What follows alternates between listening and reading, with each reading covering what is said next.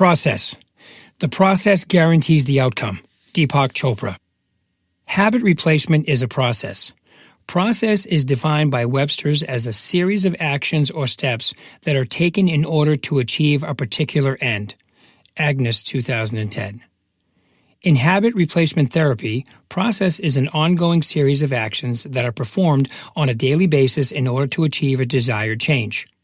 It's important that you practice the new behavior every day for at least a month in order to train both your mind and your body to perform with little or no effort. In other words, make it a habit to practice every day. The courage to win. Hundreds of athletes are gathered near the shore of Lake Mead in an early morning heat of the Nevada desert. Temperatures already climbing towards 100 degrees. The crowd is growing anxious for the start gun to signal the first Ironman 70.3 Silverman, a three-part triathlon that demands the best of every athlete having the courage to compete.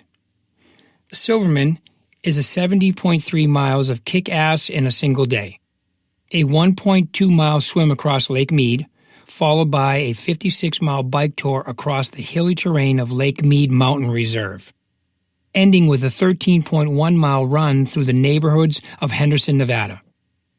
I was there in support of my good friend Maverick, who, by the end of the day, would add the Silverman to his hard-earned records of wins.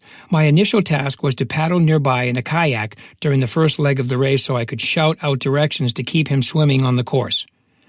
During the bicycle and running segments, my aim was to keep pace with Maverick, whose experience with endurance events was clearly evident, especially as he crossed the finish line. Maverick is proof in action that nothing can keep you from accomplishing your goals if you want them badly enough. What makes him such an outstanding role model and an inspiration to others?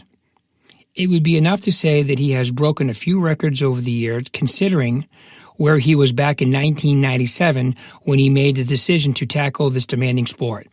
He wasn't much of a swimmer, and his athletic experience was primarily in high school football, not exactly a sport well known for churning out long-distance runners. If you didn't know him, you might think he had gone off the deep end for setting such a difficult goal, but Maverick's determination was immovable. He was going to win this thing big. Never mind that earlier the same year, his doctor had declared him legally blind from a degenerative eye disease that has now been threatening to limit his freedom. The quest to compete in an Ironman became a centering force that fueled his commitment and kept him moving forward through progressively more difficult events and many long hours of practice. He went through more than one coach, numerous injuries, and with such poor eyesight, the number of bicycle crashes he suffered soon had his friends calling him Mav Crash Maverick. Swimming presented another big hurdle that once had him covering closer to 2 miles in a 1.2-mile swim as he zigzagged across a lake to reach the other side. In spite of the odds, he refused to give up, his perseverance finally paying off in 2004 when he became the first legally blind athlete to complete not one, but 2 Ironman World Championships. Maverick is nothing short of courageous in his refusal to accept defeat. He would most likely tell you that he hopes his experience will inspire you to overcome whatever limitations you let stand in the way of your dreams. These limitations are no match for the power of you. How long does it take, really? I am often asked if a month is all it takes to create a new habit. The answer is that there is no single way to answer that question, at least not with a definite yes or no.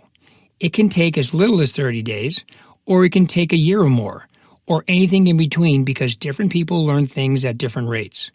What I can tell you that 28 to 30 days is an average minimum time frame that you can expect for a simple behavioral change to take hold, although you should plan for it to take longer. Hey, don't forget though, the more you practice, the easier it gets. The process is crucial for your long-term success. Those old routines that are now deeply rooted in your psyche because you have been doing them for so long can also be maddeningly stubborn to quit. The longer a habit has been around and the more elaborate it is, the more resistant the habit is going to be when you set out to change it. Waking up at 6 a.m. instead of 8, for example, is relatively easy to work through compared to the whole trigger, ritual, reward cycle of a full-blown addiction, an extreme form of habit that needs a great deal more time and focus. But that's okay.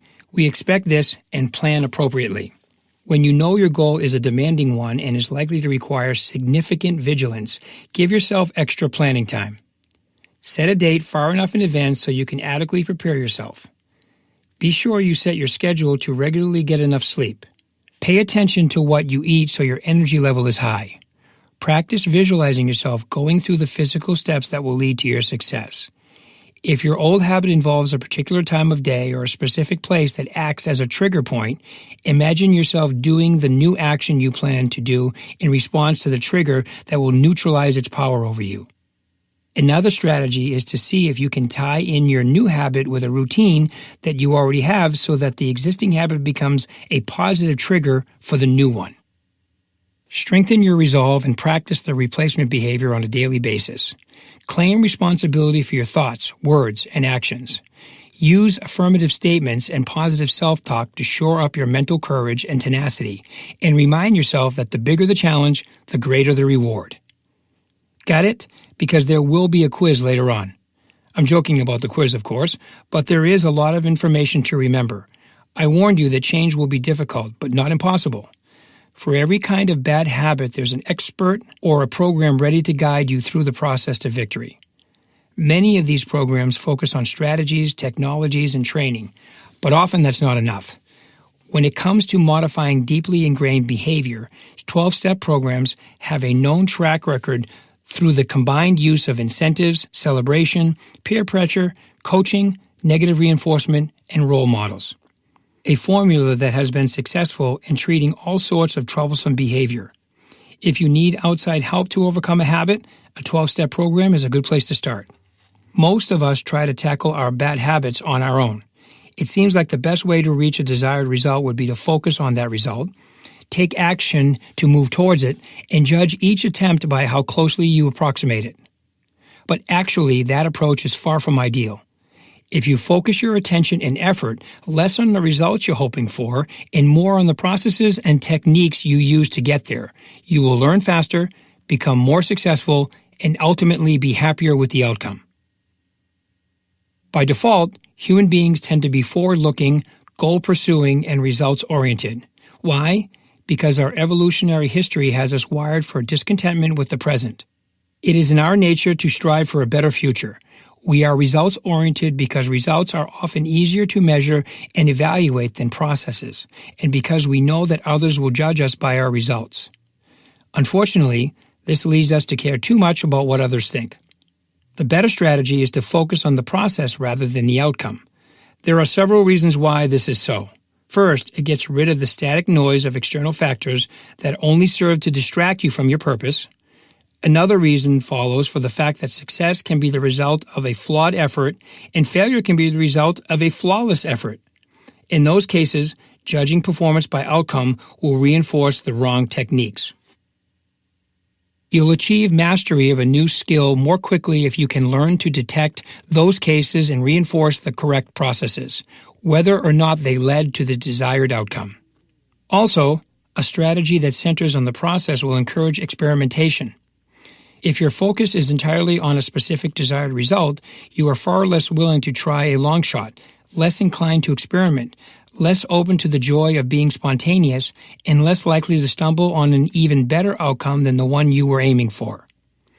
Enjoy the process more. Regardless of our history, life is lived in the present, not the future. Happiness is a process, not a place. When your focus is on the process, you engage more deeply with the present, allowing you to experience life more fully. The process puts you in control. You have only partial control over whether you reach a specific external goal, but you have complete control over the process you use.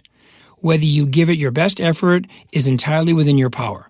Having an internal center of control leads to empowerment, higher self-esteem, and a more fulfilling level of success, all of which contribute in a meaningful sense to your overall life satisfaction. Focusing on the process allows you to enjoy and benefit more from whatever the outcome is. In general, things rarely turn out exactly the way we expect them to. If your happiness is dependent upon your success, and if you judge success based solely on a single outcome, you are more likely to experience greater levels of frustration and disappointment.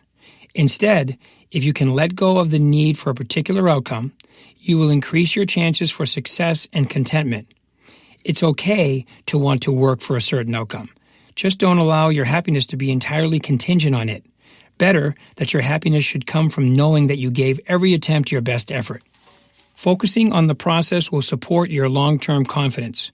This is not the fleeting sort of confidence that you will succeed in the current attempt, but the self-confidence that you are on the right path to mastery. You will worry less about the future because you know that you will be happy regardless of the outcome of any given situation or event. You'll have more freedom to be spontaneous and take risks. Being unattached to a specific outcome gives you emotional stability when something doesn't turn out the way you had hoped it would. And the more you focus on process over outcome, the more confident you'll become, and there's nothing more attractive than confidence. A strategy for progress. Number 1. The reward for your persistence and commitment will come as a natural part of your quest for a goal. Focus on the process, aim for continual progress, and stay actively engaged with the present. This is what will lead to success no matter how difficult the goal may be. The reward is the easy part. It will usually take care of itself. 2. Judge your performance on your terms and in comparison to your own rate of progress. You are the ultimate judge. Yet because human beings are social creatures, you will need to resist the very human tendency to worry about what other people might think or say about you in general and in your progress in particular. You can't control what other people think and say. It's a pointless waste of energy. Number 3, keep everything simple, especially when you are just beginning to learn a new skill or establish a new habit. Effort counts where talent fails. Effort, in fact, is a better predictor of success than talent or intelligence. Think of every attempt as a preparation for the next attempt, taking advantage of the cascade effect where every performance builds on the progress of the one before. Each attempt gets easier than the last. Number 4, think like a winner. Winners concentrate on giving their best to every performance. Judge your performance based on effort rather than outcome. Don't try to win today. Try instead to become a winner. Be happy when your best efforts result in defeat, not when a weak effort results in victory. Imagine what your best effort would look like, then make it happen. 5. Bring awareness to your performance either during or immediately afterwards, so you can learn to recognize bad results that follow good processes and vice versa. With practice, you will build the necessary confidence to avoid second-guessing yourself when the results are bad but your technique is good.